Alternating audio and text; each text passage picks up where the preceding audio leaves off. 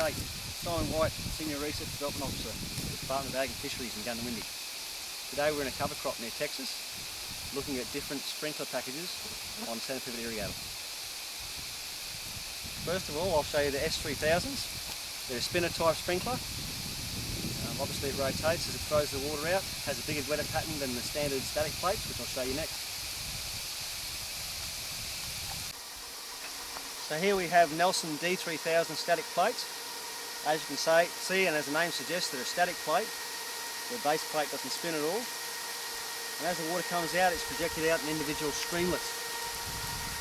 One of the issues with the D3000 is it has the highest instantaneous application rate. And what I mean by that is all the water is directed out on these streamlets to just a small part of the overall wetted circle. In comparison to the S3000s that we just looked at previously, where they're a spinner type and they're distributing that water more evenly over that whole wetted area. So the S3000s have a lower instantaneous application rate.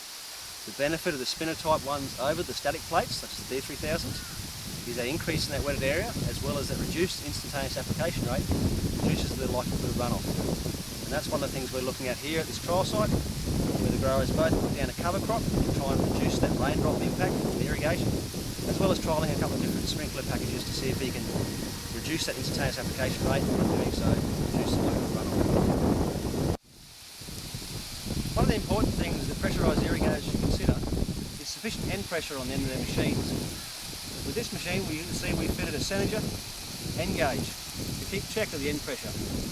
In terms of this machine, it's running at 10 psi reg, in which case it requires a minimum of 5 psi more than that to have sufficient pressure for the reg to operate correctly.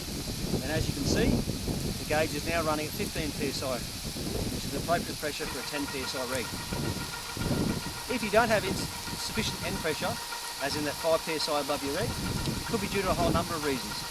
But the biggest impact of it is potential non-uniformity in your irrigation event and poor performance of both the regs, the sprinklers, and the resulting crop uniformity.